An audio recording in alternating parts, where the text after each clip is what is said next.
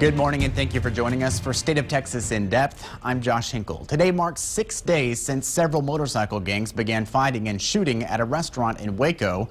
The fight, which left 9 people dead, could have an impact on politics in Texas, possibly affecting everything from how police operate with gangs to weapons laws. All told, again, 9 people are dead. Police there say they found hundreds of knives, handguns, and even an AK-47. They say the brawl between the Banditos, the Cossacks, and other biker gangs show these aren't innocent motorcycle clubs. Family club members aren't going to go and hide firearms in bags of chips. They're not going to hide firearms in the toilets. That is not a family club. These were vicious gang members that were in our city Sunday. 170 people face charges, including a City of Austin employee and a retired San Antonio police detective. But investigators in Waco say this could take weeks, even months, creating a challenge for prosecutors. They have to prove what each of the 170 suspects did. KXAN investigator Kevin Schwaller spoke with the lawyer for the former president of the Banditos. That's definitely going to clog the justice system there. About 170 suspects face charges. Court documents talk about the presence of Cossacks and Banditos motorcycle clubs when violence broke out.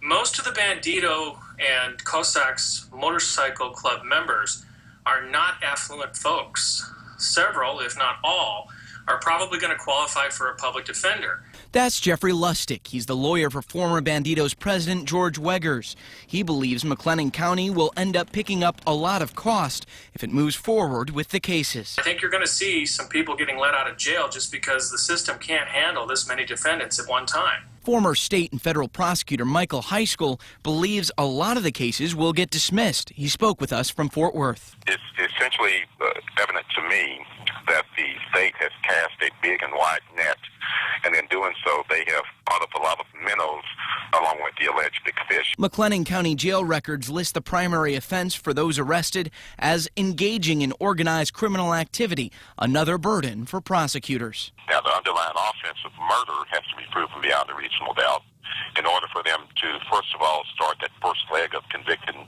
anyone of engaging. Heiskell calls it a daunting task, now in front of the McLennan County DA's office. That was KXAN investigator Kevin Schwaller reporting. Both lawyers also say we could see some legitimate self-defense claims come out of this as well. We did reach out to the district attorney in the Waco area. The office did not want to comment for this story. We're not a bad entity. We're getting a bad name over this. This was not our fight. We didn't start it. This week, KXAN investigator Brian Collister sat down with the leader of the Banditos Motorcycle Club, one of the groups police say was involved in the brawl. The interview has become the most clicked story on KXAN.com. You can see it for yourself right now on the homepage. Of course, in the wake of the shooting, there are questions about several of the gun-related bills at the Texas State Capitol. Texas lawmakers will likely pass a bill legalizing the open carry of handguns with a license.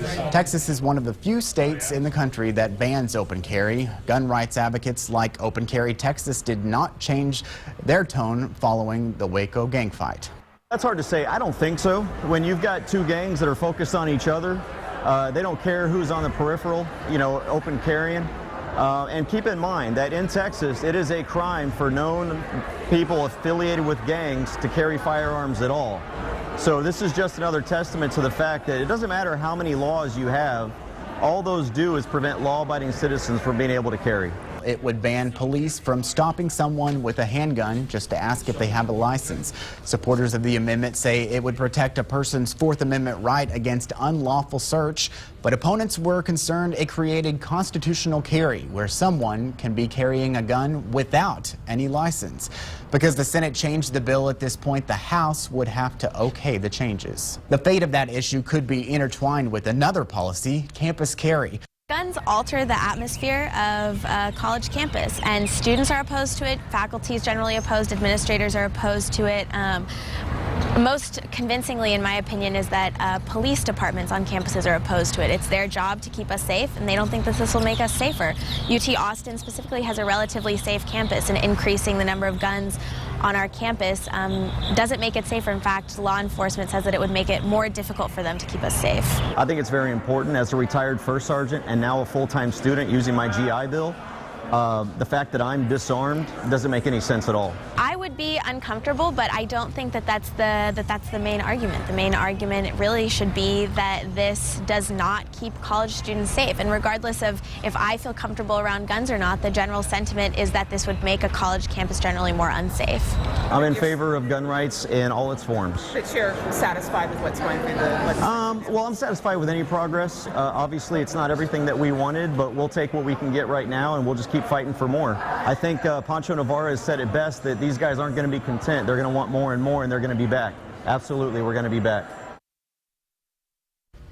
Like we mentioned, before any of those gun laws go to the governor's desk, it will need a final approval in the House. The issues in the state legislature affect you and I, but also the men and women who keep us safe. Ahead on State of Texas, Charlie Wilkerson, the Executive Director of the Combined Law Enforcement Association of Texas.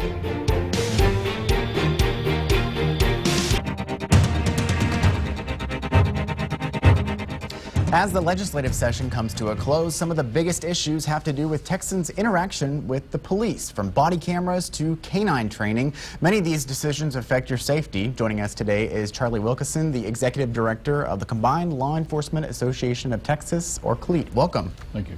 So, body cameras, where are we with that legislation right now? Body cameras are going to pass, go to the governor's desk. We were opposed all the way through to anything that didn't allow a redaction of personal conversations that weren't related to a stop. Because officers have to communicate personally, privately. They have all kinds of things happening to them on the shift.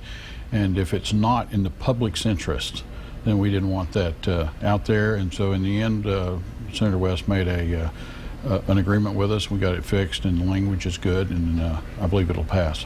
Yeah, many people think that police should have to, give over that information no matter what. I mean, with the privacy concerns, have you actually seen that be a problem? Yes, the main thing I think we're interested in is things that aren't in the public interest, whereas it lays to a technical snafu where the camera just comes on. And we've had that where the officer would actually log out, be at lunch, be in the restroom, all kinds of things like that. And they're not in the public's interest. Also a private conversation about a shift or when you're going to work, do your extra duty. Those sort of things are things officers are going to communicate about, their training issues, and they have the right to do that. And just as none of us would want a camera on us all the time, they are duty bound to be transparent in their actions and interactions with the public, with criminals, with victims of crime. All those things, the cameras are going to help, and they're going to help the police, and we're going to find out where the mistakes are really made and where the liars are and the people complain that sometimes don't have legitimate concern. But surely there will be arguments about what is private and what is, public.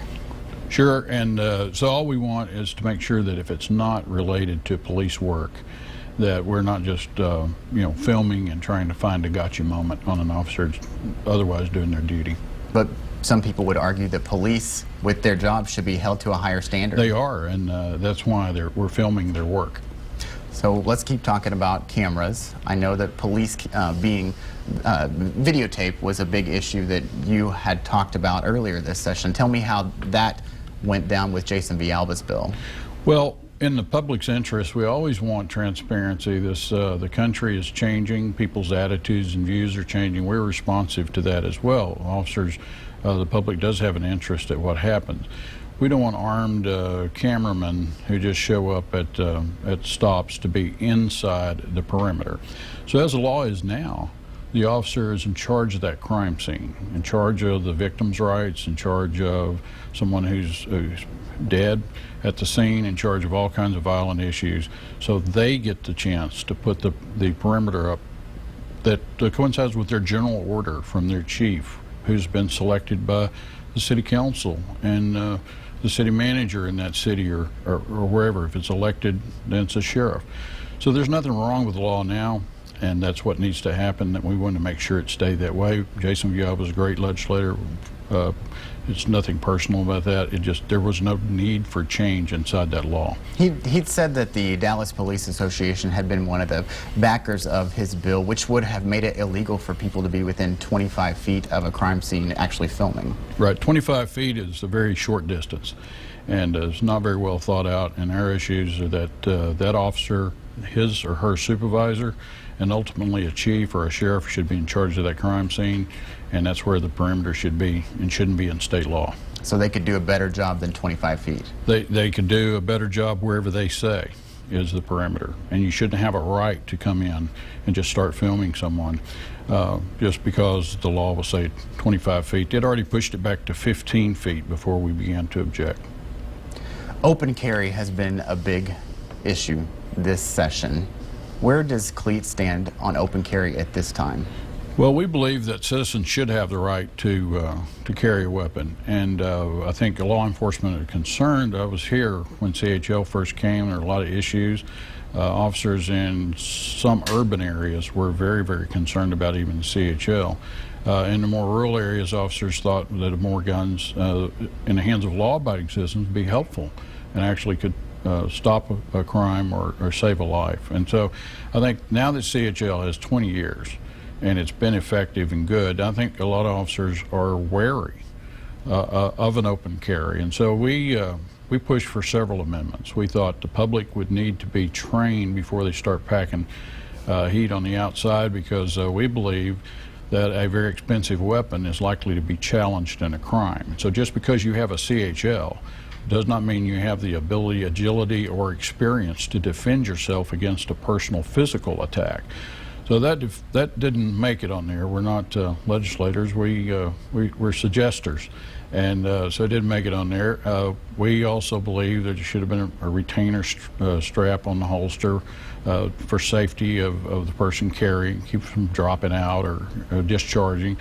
We also thought that you ought to put a license on the outside of the holster, so that you, in a high-stress crime situation, you could see the difference between people who had a license to carry outside and just people, with a gun. So those things fell out, but overall, I think officers will persevere. They'll learn to deal with open carry. It's going to the governor's desk regardless of what we think. It's going to be signed regardless of what we think. It was our duty to say the things and make the suggestions we did. Just because the public or the elected officials get on one side doesn't abdicate us of being a strong voice, independent voice, for those folks we represent. Should law enforcement be able to pull over someone or search someone just because they have a weapon, open carry? Absolutely. The law enforcement should be able to ask you any question. You're a citizen and they're a citizen, and you temporarily suspend your sovereignty for a second or two to answer their question. It's for the greater good. An officer would have to answer a question from another officer, and so it's how we keep the streets safe. It's what we're doing, and so they should have the right to ask any of these questions to someone. If there's some kind of problem, then you have a plethora of remedy down the road for the citizen to take action against the officer if they overstep or do the wrong thing. But just to arbitrarily say you can't ask it's a big handcuff, big handicap for the officers trying to do their job. Is that how it works in other open carry states? I know Texas is one of just a few states that still don't have it. It's both ways, but if you're going to take away the sovereignty of a local political subdivision like a city or county, if you're going to say they can't say no guns here, and if you're going to make it difficult for businesses so they have to display a big old sign that says no guns in here, and you take all these kinds of punitive type steps to make sure that we're an open carry state, the least you can do then for public safety purposes is to leave that officer the right to ask a question. If they see someone carrying a gun, they should have the right to say, do you have a license for that? And the person says yes or no and continues on their way. And it's not a real big handicap, and it's just a small moment there, like going through security in a building at the Capitol or wherever. It's just something we sacrifice for the public safety. This week we talked a lot about the biker gang shootings in Waco.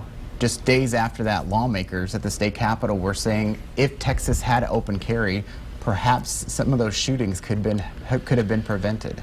Well, we were on the ground in Waco. Our attorneys were there within a few minutes of the shooting, because anytime an officer interacts with criminals, there's all kinds of things that start to happen. Maybe a disciplinary case, or perhaps they'll be accused of wrongdoing, criminal defense attorneys are going to sue them. All kinds of things like that take place. And so I can say that the thing that would have prevented Waco as of today would have been if the restaurant had cooperated with police and not allowed so many people in there at one time. We're told all kinds of rumors that perhaps as many as 50% of those people were CHL holders. That doesn't speak well. So if a motorcycle gang is involved in violence and criminal activity, drug running, gun running, prostitution, all the classic crimes, which we know some of them are, then the best thing to do would be for a business not to be the gathering spot for that. But it was good that the police officers were there. It's incredible to me that it was in a strip mall with families nearby, and it turned out as good as it could. The officers were acted with honor. They protected folks' lives and saved lives.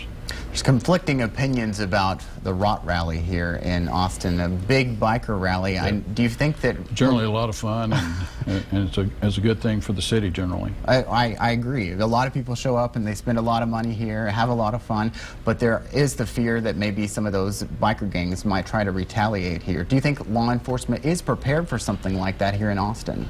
Chief Aceveda here and Sheriff Hamilton would be more likely persons to answer that, and the answer is yes. The people, the officers on the street, special units, and they're all prepared. They've been expecting this for longer periods of time than this. They probably didn't think it would happen in Waco, Texas, with just as small a crowd as it did. They are prepared, and folks shouldn't. I don't believe people should fear anything other than the crowds and the traffic. Last thing I want to talk about, canines. How have dogs and police fared this legislative session? Well, let's talk about the dogs first. Dogs are better off than they were, and one of our lobby team, Linda Smith, has pushed hard to help us get in front of the issue, and we did the canine bill, helped prepare it, write it, and support it, and we're offering canine training to our officers across the state. We're the first union to offer that I know of, and even in the country. And so we've been offering it free, and we went to the place where the issue had been happening up in Cleburne, Texas. And so there's just mandated training, just the same way you deal with diabetics, or you deal with people of different language or culture.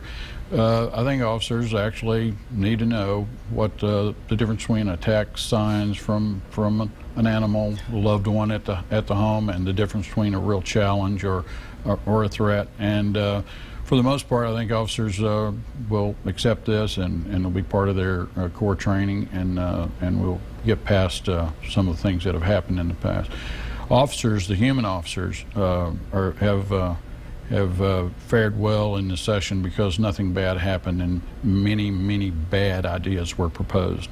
And the fact that they're not coming to fruition so far has been due to the hard work of our lobby team and folks and legislators that listen to their local law enforcement officers back home. And it's almost over. They tell me that's true. We're counting on it. All right, Mr. Wilkinson, thank you for being with us. Thank you. Appreciate it. All right, coming up on State of Texas, a point of order. Chubbing, amendments to amendments. Watching the legislature can sometimes be incredibly confusing. A text-plainer that could make the final few days of the legislature maybe make a little bit of sense. Next on State of Texas In Depth. Welcome back. If you ever spent some time in the state capitol, you probably heard lawmakers use terms that sound downright foreign. Alana Rocha from our media partner, the Texas Tribune, takes a look at some of the unique terms and techniques lawmakers use in this text-plainer. Parliamentary inquiry. The Texas legislature. Please state your inquiry. It's like watching a tennis match of words. At what point did the parliamentarian or his office decide that my bill was not germane? That calls for a special dictionary. I will immediately call a point of order on germaneness. Passage 2, engrossment. There being 20 ayes, 11 nays. Ayes have it. House Bill 777 is passed to engrossment. Some are not necessarily spoken, like Christmas tree bill, a broad omnibus piece of legislation susceptible to heavy ornamentation in the form of loosely related amendments. When lawmakers, primarily those in the minority party, want to kill time during legislative debate with the hopes of stalling a bill, they chub. Mr. Schaefer, first off, I want to thank you for everything that you've done for us this session. Chubbing occurs often towards the end of session when bills are up against deadlines to pass. Your pursuit of liberty and justice has been what every American and every Texan wants to see. The people in your district should be proud of you. A representative has 10 minutes to speak, but can go longer if a majority approves. I rise to raise a point of order against further consideration of House Bill 910. Another bill-killing technique, calling a point of order. It's when a lawmaker calls out another lawmaker for violating procedure. Think of it like an objection raised in a court of law. If it's sustained by the judge, or in this case the presiding officer, it sets the legislation back a step. If a bill does pass in the chamber it originated in, it is engrossed or passed to engrossment. And every bill has a fiscal note attached, a detailed price tag of what a piece of legislation will cost the state over the next 2 years. In a session that can be hard to define at times, a quick glossary can be a handy reference. This is Alana Rocha reporting for the Texas Tribune. Thanks, Alana. One of my favorite phrases, ghost voting. No, that doesn't refer to the haunted stories in the Capitol. It's when one lawmaker hits the voting button for someone who is not in the room. A few years back, the House considered a new system that would require a lawmaker be at their desk when voting, but they never ended up using it. Thank you again for joining us for State of Texas in Depth. Don't be a ghost with us. Remember, you can join us every Sunday morning in the 8:30 half hour for a broader look at Texas politics. I'm Josh Hinkle. Have a great day.